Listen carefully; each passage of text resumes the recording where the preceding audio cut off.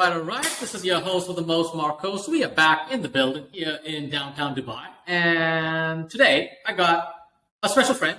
Obviously, every episode is a special friend, but this guy is super special, extremely special.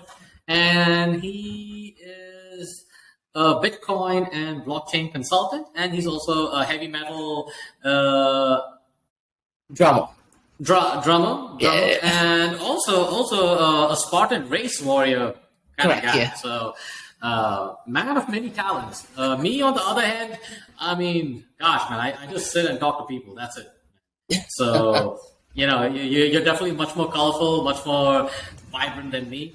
But what is really interesting for me is why I brought you is, look, I'm trying to interrogate you. I'm trying to find out who you are, but I want to know your crypto origin story. How did you get into this space? I mean, from music to blockchain. I mean, that is incredible. So please take it away. Perfect. Thank you so much, Marcus, for having me. Really, really appreciate it.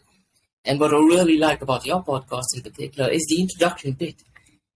And I must confess, I did try to replicate it. And I showed it to my niece and my cousin, and they were like, please don't do it. Let them do it. So brilliant introduction. So I've been working regarding Bitcoin. I got introduced to Bitcoin back in 2013. And this was back in Manchester, England. And there was an online publication called as Curry's Digital, which is somewhat similar to, Carrefour, but it's more to do with electronics and stuff. And that's where I actually read about Bitcoin. So I spoke to a couple of colleagues of mine, and I'm not sure back then, we also had this thing called Pal Talk. Like, how we had Yahoo Messenger, which was more like a chat service from people around the world. So there was this thing called Pal Talk. And when we had Pal Talk, there were a couple of rooms that focused on security and everything. And they were talking about 24 bits and 55 bits. And I kept pestering them. What about Bitcoin? Do you know what Bitcoin is? And some of them, I don't know who they were. I'm pretty much sure they were some of the OGs in the space. They tried to explore and explain to me what Bitcoin is. That point of time, I still didn't understand. That was essentially what my origin of Bitcoin is. And then back in the day, there were a couple of meetup events in Manchester, England, and I do remember the first event. There was supposed to be 30 of them, and just 3 of us turned up. So, we just had a chit-chat just for a few minutes. And after that, one of my personal hobbies is reading a lot of articles. So, I did try to research a lot of information about Bitcoin, and unfortunately, you couldn't get a lot of information. But I did try to research as much as possible. And it gradually started to get a little bit of increase. And at that point of time, you didn't know that Bitcoin was kind of like, a movement towards separation of money in the state, and it's a massive deal. But I started to offer a bit of consultation, which was completely free of cost. So I remember a friend of mine who I used to keep telling him about Bitcoin. And he was like, no. And his father was one of the guys who actually played a crucial part in creating, the black screen that you get on the computer, the mainframe. So his dad was also like, this doesn't make any sense. But fast forward now, his father is fully into Bitcoin, his dad is fully into Ethereum and a couple of other projects. And I moved to Dubai in 2016. And that's when the whole Dubai blockchain strategy took place. And back in the day, we used to have an event in Emirates Tower called the Next Money series. And we had the CEO of BitOasis, a lot of the top OGs back in the day, and they used to explain what Bitcoin is. Even Simon Dixon, who is the CEO of Bank of the Future, and he used to talk about Bitcoin even before Bitcoin was created. And I remember when Simon Dixon announced Metaverse, there were like 6 or 7 people in the room. He was explaining what Bitcoin is. And the price of Bitcoin back then was $160. Right. Yeah. So we were just joking that what if it touches $200? We'll be rich. Fast forward to now. So what I do essentially from then till now is I do offer consultation on Bitcoin. And what I do is I try to explain them at 3 different levels of Bitcoin: beginner level, advanced level, and technical level. I dabble a little bit on blockchain technology, cryptocurrencies, and lately I'm just getting into the whole Metaverse hype. And I also have a podcast, Monday to Thursdays, Crypto Coffee Date. I talk about all the gibberish about cryptocurrencies, the price. And let me tell you, Marcus, my price predictions are 100% right, 50% of the time, yeah? Yeah. I also cover 2 news regarding Dubai, UAE, and on Fridays it's everything about Metaverse, everything basic, beginner, advanced, and technical level. And what I think is, Bitcoin and the genre of music that I listen to is death metal.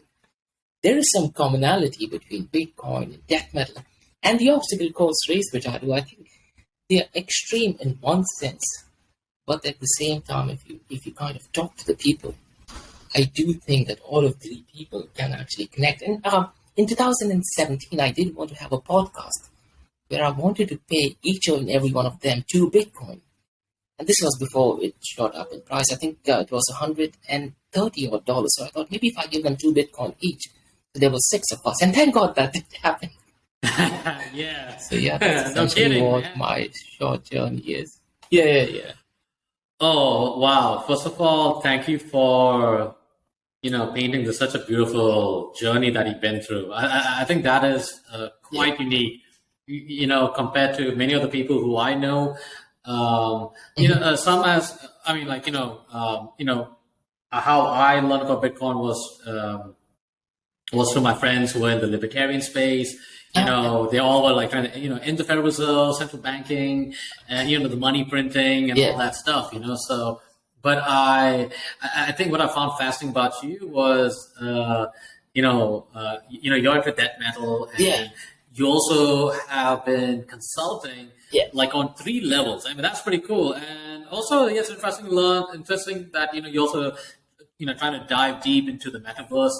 I'm barely trying to keep up with DeFi. So I guess maybe you might agree with me. I think in this space, it's just like way too many things are happening. And I think in one way it's kind of good. There's, there's a lot of technology, there's a lot of innovation coming in.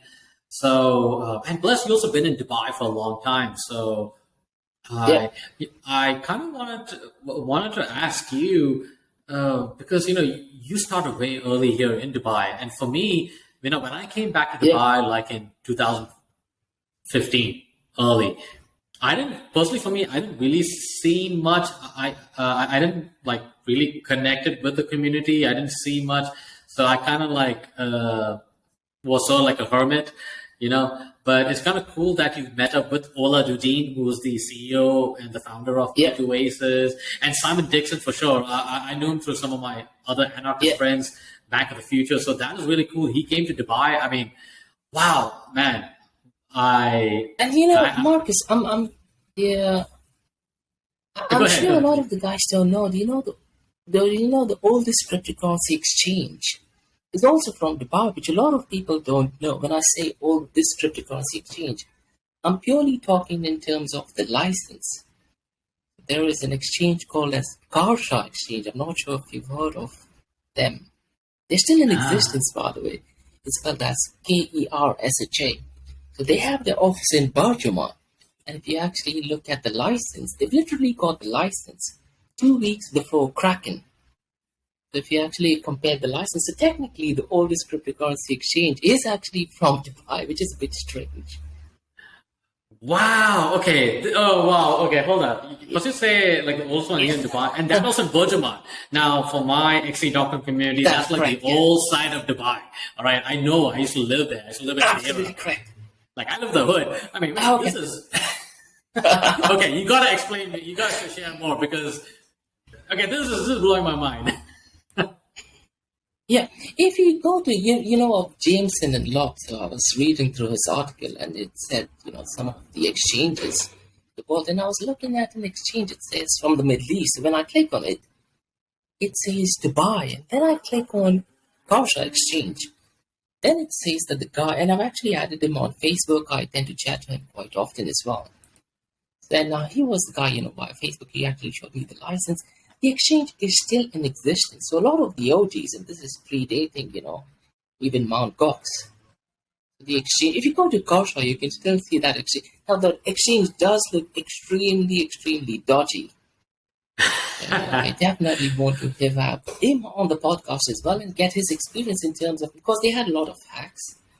So if you want to so what I do is, on my LinkedIn, I always have this quiz. So one of the questions I intentionally ask, which is the oldest cryptocurrency exchange? Is it Kraken? was it Garza Exchange from Dubai? And people are like, no, it can't be Garza Exchange from Dubai. So that is just one of the thoughts, for me, that was a light bulb moment as well for me. So, yeah. Yeah. Okay.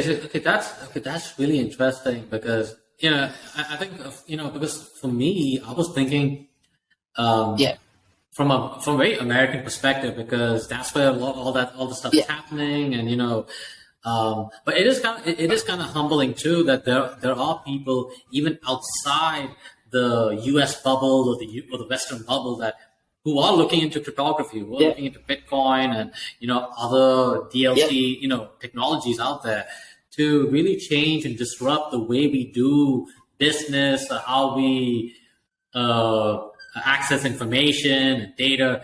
I mean, wow. I mean, we have really come a long, long way. What do you think about it? Absolutely, yeah. Absolutely. I mean, if you want to ask anyone about Bitcoin now, you can actually have an understanding that they know what Bitcoin is. They actually know what Dogecoin is as well. Yeah, sad. Back in the day, let's say. Yeah. So I remember because in 2016, when I used to go to the gym, I used to talk to guys, do you know what Bitcoin is? And they were like, no, we have no idea what Bitcoin is. And they used to kind of give me the look that, I'm trying to sell them something. Or I'm trying to promote something, which is illegal or something. And I was telling them, no, this is a kind of money. And I very specifically remember there was this guy at this gym. He was from Egypt, and he was looking at his gold chart. And I tried telling him, have you heard of Bitcoin? And he gave me this look that, I'm trying to scam him or something. But a few days ago, he just asked me a message and he's like, can you please tell me everything about Bitcoin? So I think right now it's definitely gone mainstream. My niece, who's 14 years old, she knows pretty much everything about Bitcoin in terms of, the same beginner, advanced, and technology level. She knows how the secure hashing algorithm works. She knows what zero knowledge proof is as well. Wow, she knows about that. Man, not many people know about it. Yeah, she knows about.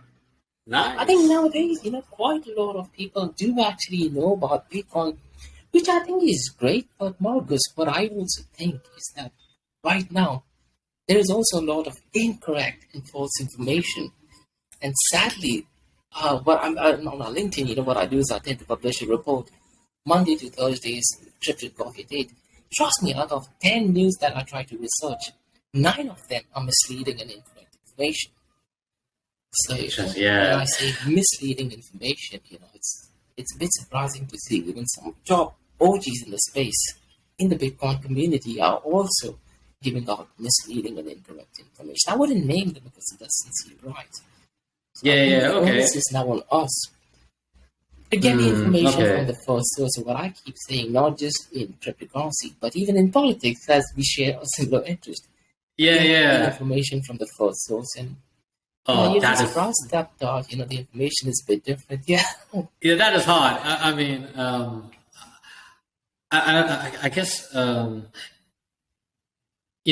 being the space. I think there's in many ways. I know it's a cliche way of saying, me saying, like we're still early and stuff.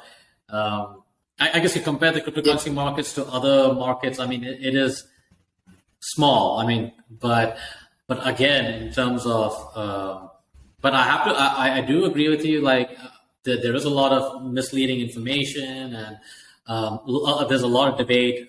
Like maybe like a week ago, I just had a conversation with one of the guys on the topic of proof of work versus proof of stake, and there's a lot of misconception going on, and of course, again, there's also a lot of geopolitical narratives too that are getting into play, and but I think in one way it is kind of, I'm happy to see there is. I'm able to see some healthy, discussions and debates happening, but also at the same time too. Once I go on Twitter, oh man, like, oh Jesus Christ, man, like it's like like a nuclear war mixed with a zoo. I mean, like, just a total mess. So I mean, but I gotta ask you, like, how are you able to like filter in? And that is absolutely a brilliant question, and I love talking about this. So when I research any information, I always look at information from first source. The classic example I can think of is, do you remember there was this news that Apple is getting into Bitcoin and cryptocurrency? If you actually read through the news, it says that Apple is getting into cryptocurrencies. Now, I definitely don't believe that news. So there was an interview of the CEO of Apple, what's his name? Tim Cook. Tim Cook, yeah. The interview, you read or listen to the interview, it's over 29 minutes long. After the 27th minute and 30 odd seconds, the interviewer just asked him, so what do you think about cryptocurrencies? And he actually said, I like cryptocurrencies, but we're going to make sure that Apple customers will not be in a position to buy and sell cryptocurrencies. That was the actual news. But what the cryptocurrency online map publication started posting is that Tim Cook loves cryptocurrencies. They're going to invest $3 billion of their funds. And this is how the fake news, that is what, and the fake news just keeps adding and some other one. So what happens is someone else reads through the article, they tend to give their own version. And that's how it, keeps on increasing 10x-fold. So what I do is I try to always look at information from first source. So let's say if there is any Twitter comment, or let's say any individual, I'll literally go through his Twitter account, check if he's actually said it, and in which context he has said it. Yeah. Even the context is really critical. And I spend 80% of my time researching through information. I must say, out of 10, 8 news are completely misleading, absolutely incorrect. Wow. I hate to say this, even Bitcoin Magazine, they used to be one of my favorite sources, but they've been promoting a lot of misleading information. I'll tell you what regarding Dubai. They have this tweet stating that the Dubai Day-to-Day Care Center, they started accepting. So they actually tweeted that Dubai Day-to-Day started accepting Bitcoin. Now this is misleading because if you go through Dubai or Day-to-Day website, read through the interview, it actually says all cryptocurrencies, not just Bitcoin. Interesting. And if you actually go to the website, they don't have Bitcoin. They do have actually other cryptocurrencies.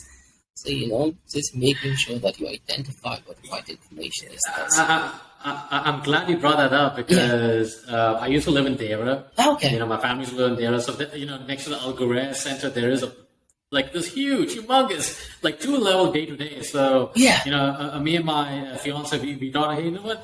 Let's really check that out. But we never got the chance to do that. But first of all, thank you for your service. Thank you for, going through all that volumes of information. I mean, it is not easy. So, but thank you for going through that. And some of the examples you shared, real cases, I mean, I have to agree with you. And even even I had to find out, for example, many years ago, with the example of Sierra Leone, they use blockchain for voting and stuff.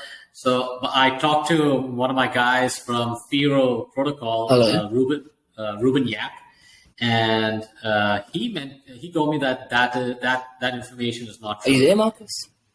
Yeah, I'm here. I think the voice is just getting a little bit disconnected. I think we might have some. Can you hear me now? Are you able to hold on? Oh crap! Let me see.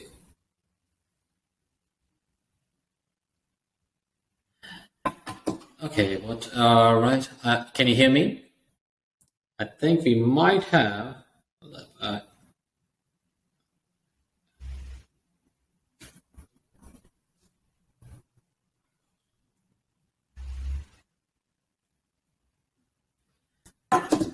Okay. Okay. Okay. Can you hear me now? I can't hear you for some odd reason. Let me send you a screenshot of. Okay. No worries. I can hear you now. I think, All right, okay. It's just a bit strange.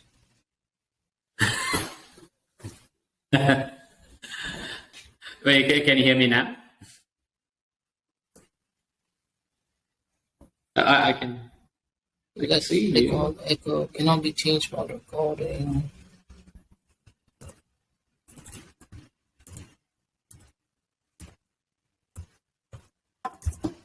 All right. Okay.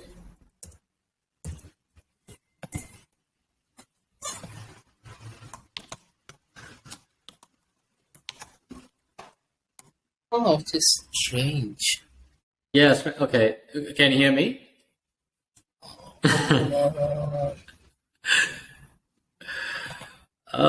This fun tech stuff. Okay.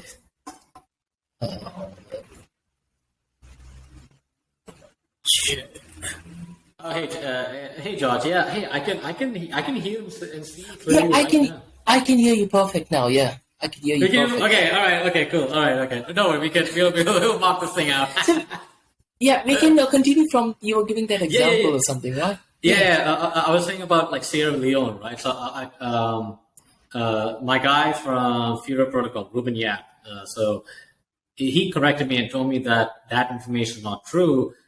Basically, they just took the election information and they just put it on the blockchain. It's not like verified or anything like that. It's just put it and that's it. There's nothing done about it or whatever. So, I mean, it goes way early. So, again, I think we're just going through this growing pains and, again, a lot of the stuff that's happening in the crypto and blockchain space tends to be marketing narrative, PR narrative. So, and trust me, as a marketer, I understand that, and I know sometimes marketers we abuse the tools that we have, and we just mess it up big time. So, I get it. I get where people are coming from. So, but again, but from the grand scheme of things, I do believe that in the crypto and blockchain space, there have been some interesting movements taking place in terms of crypto adoption. I'm seeing that, through some of my friends in the Caribbean, definitely here in Dubai too, not from a local level, but there is some sort of recognition. There is, a lot of talent, a lot of projects, a lot of founders are moving over here, and you're seeing them, and you yourself are a witness as well too. So, I can confidently say, hey, there's some big things happening here in Dubai and other countries. So speaking about what's happening in Dubai, I wanted to get your insight about what's happening in Dubai. Like, what are you excited about, and what do you hope to see? See things happen. I think regarding Dubai, I think they definitely take the right step, and I need to be really cautious, in terms of what I'm saying about Dubai. One is not having politics is absolutely brilliant. You can get things done. One thing which is fantastic as far as Dubai is concerned, that UAE is that the ruling governing body do actually care for the people, and that's one of the reasons why so far everything seems fine. But that is one of the benefits, probably, of not having politics. Regarding blockchain, I still remember in 2016, there was smart government. So the head of the smart government, Dr. Sunil Murali, he was very pro Bitcoin. He was very pro zero knowledge proof. And he was like, the Dubai government wants people to use cryptocurrency. He said, in fact, he used to have the session in Dera City Center. Right next to Dera City Center, they used to have an office, a really beautiful office. And they used to talk about the different protocols that the Dubai government is actually working on. And one thing which I really took from that session is that, he was talking about the information that the Dubai government wants people to take control of the information, which is so brilliant, and especially if you compare it, let's say, from far west, which is kind of exactly the opposite. And even with Dubai Metaverse, I do have a podcast talking about Dubai Metaverse strategy and how you can see the latest developments within a span of months, which usually in other countries, it takes maybe 6 months to 1 year. This happens just within a couple of span of months. As a matter of fact, there is a massive event taking place in September, and that is to do with the Dubai Metaverse strategy, and it's arranged by Dubai Metaverse Assembly. So we're going to be having the OGs from, the Metaverse industry. We'll be giving a talk about Dubai Metaverse and one of the goals of Dubai is to be the number 1 city in the region and top 10 city in the world so far as Metaverse is concerned. And I'm not sure if you've seen the new goal so far as the Web3 is concerned. Dubai wants to be the number 1 city in the world in Web3. So essentially, it's a combination of cryptocurrencies, blockchain technology, and the whole Metaverse. We combine all these 3 things. And by the looks of it, like earlier today, just before this podcast, there is an update regarding, the sales and marketing. And this is the thing which might touch your job profile. So they've given crystal clear guidelines on what to market, what not to market. Now, all these regulations are brilliant, but at the same time, we also need to remember why was Bitcoin created? It was created as a movement to a separation of money and the state. Yeah. One thing which I'm particularly seeing is that the regulations and clarity that they have, they do offer the software developers the freedom to go ahead and innovate. They don't try to have strong restrictions on that, which I think so far is brilliant. And we just hope to wait and see. And I definitely do think that trend will most likely continue. And Dubai is also working on central bank digital currencies. They're working with 4 other countries. And really curious to see how that CBDC will work and play a role in Metaverse. That's going to be really, really interesting. Yeah. Oh wow. Well, that's a lot here unpacked over there. Talk about the Metaverse, the Web3, and CBDCs. Oh man. Now definitely I'm excited about. I'm not sure about the Metaverse stuff. I know I'm still grasping because I guess the old video gamer in me is so used to the high graphics with Halo and beauty and stuff. So I know the Metaverse stuff. There's still a long way to go in terms of the upload speeds. That's with these Metaverse platforms. Correct. Web3, personally for me, I am excited about crypto adoption on the local level. I would love to see my friends or for myself, support some of my friends who run restaurants in Karama and Dubai. Absolutely. Just show some love. So I would love to see that. But I'm kind of curious about CBDCs, and I know, I'm not sure you've seen some many of the discussions on LinkedIn regarding, our cryptocurrency marketplace, and then you talk about CBDCs. Why I bring up CBDCs is a couple of episodes ago, I got in touch with a good friend of mine from eCash, XEC. Okay. So it's, as you know, they severed themselves from BCH. A whole other story. Yeah. But Amari Sachet, I don't know if I pronounce his name. He did a segment on Project Hamilton, which is the American CBDCs. Yep. So I guess he's coming from the Western perspective. So, but I wasn't aware about the multi-central bank digital currencies. I guess, is that like a separate category? Central bank digital currencies. So what's the story behind that? Why are they pursuing that?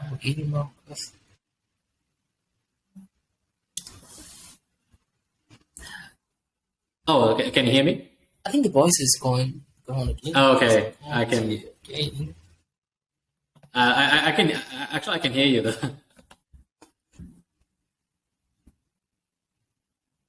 Let's see. Can you hear me? Yes, I can. Yes. Oh man, this is. I know it's a bit. No, I think it's. I think it's the platform. Okay.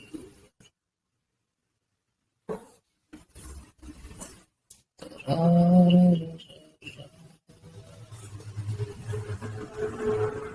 think there's a problem with my end.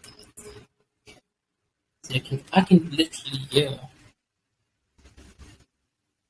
I think, can you hear the car noises as well? Because I can hear the car noises from my mic. I can't hear it with my headphones, or I can't hear it like this. No, I can hear it as well as the car noise from your side.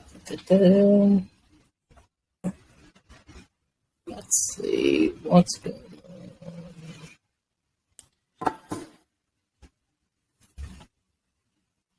And like,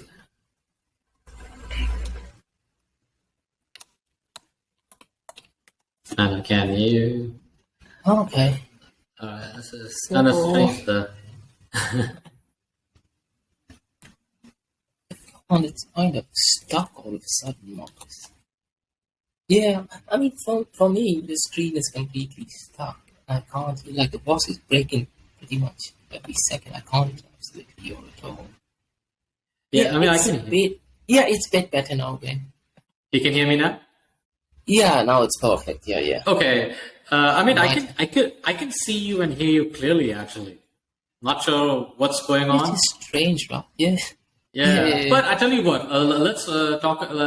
Please share your thoughts on the multiple CBDCs. Like, what's yeah. the story? Why are they pursuing that? I mean, I find that kind of interesting, actually. Yes, there are four countries which are currently working right now, and UAE is one of them. I think the second one is Singapore, and if I'm not mistaken, it is South Africa. And the fourth one, I Oh, think I could be wrong, it could be Australia or Malaysia. Malaysia, I think so. So they're working wow. something called as MCBDC, which is multiple CBDCs. Essentially, how it would work is I have my dirhams. I want to send it, let's say, someone to Malaysia. It will work pretty much as simple as Bitcoin. So literally near real time. Now, Hmm. what I would recommend is, there is one of the OGs who I like to call as the Satoshi Nakamoto of CBDCs, and central bank digital currency. There's a guy called Richard Turin, and he has a book called as Cashless. I mean, he Okay. absolutely does not like cryptocurrencies, but he's an expert in central bank digital currencies. He provides a daily update on central bank digital currencies. And if you actually read through it, it gives you a good indication. Now, the good thing is that the multiple CBDCs will not pose a threat to Bitcoin and cryptocurrencies and vice versa.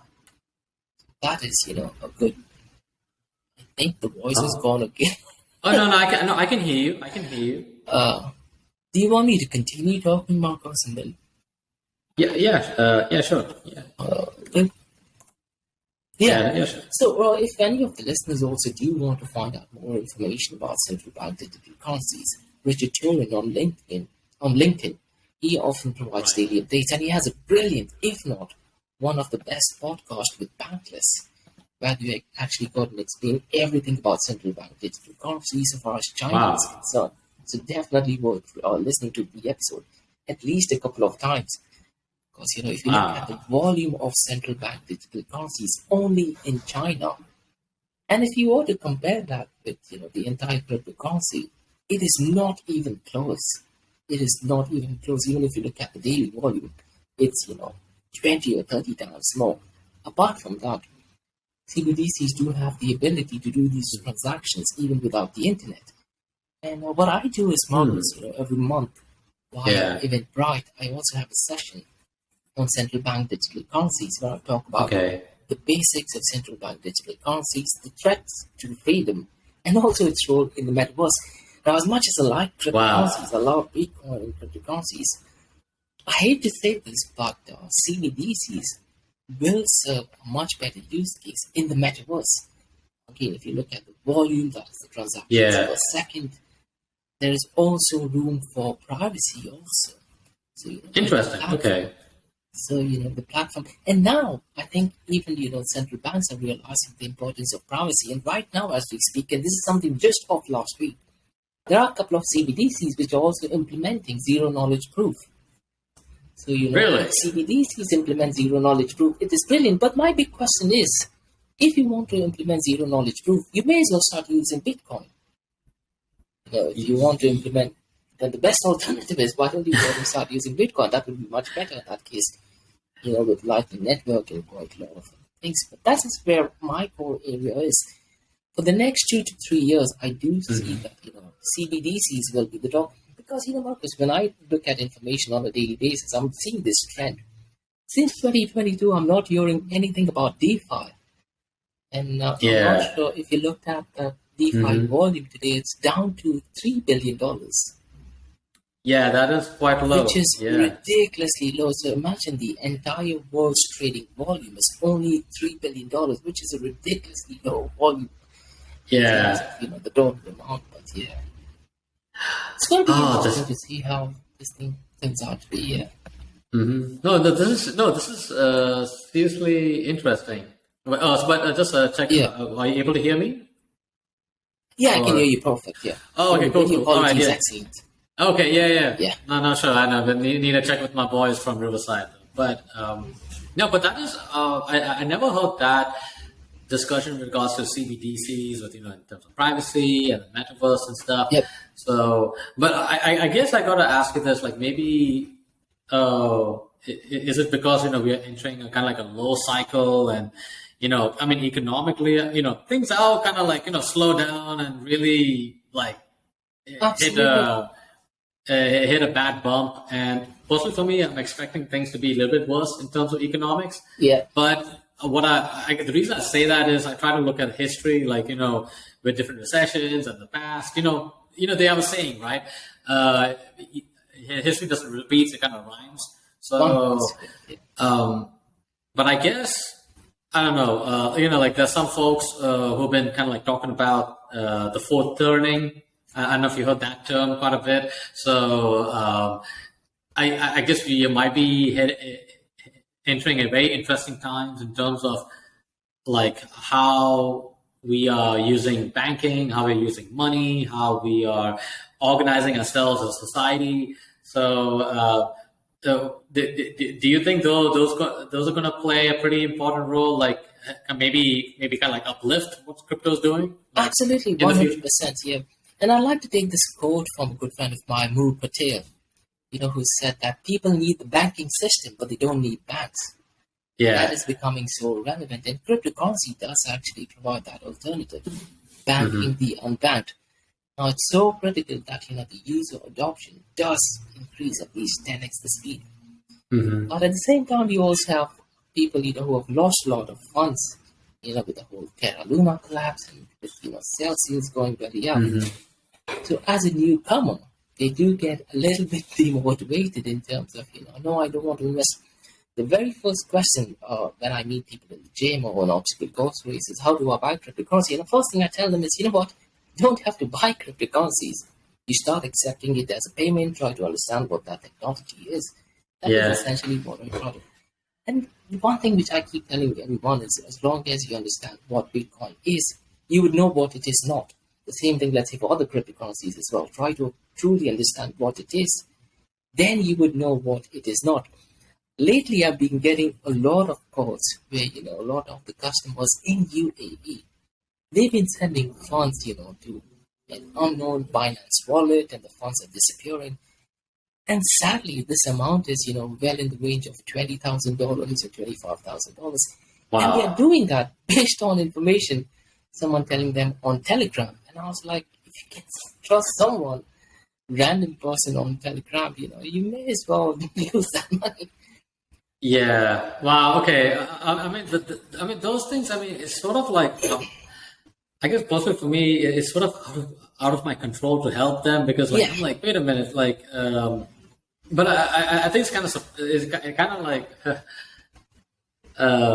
it's kind of a surprise for me because, normally, you have to be sort of paranoid and you have to be cautious and like, but it is kind of interesting to see people be gullible, I guess. I mean, it's not just in the crypto space. Sometimes too in stocks and real estate too. Yeah. I mean, I've seen some crazy stories, but I guess unfortunately, crypto always takes a hit. Yeah. I guess in terms of news spikes. So, but I guess I know. It's a lot to take in, I guess. Yeah. And one thing which I always tell, the guys who are listening to or giving me a call and asking about price predictions. All price predictions are 100% right, 50% of the time.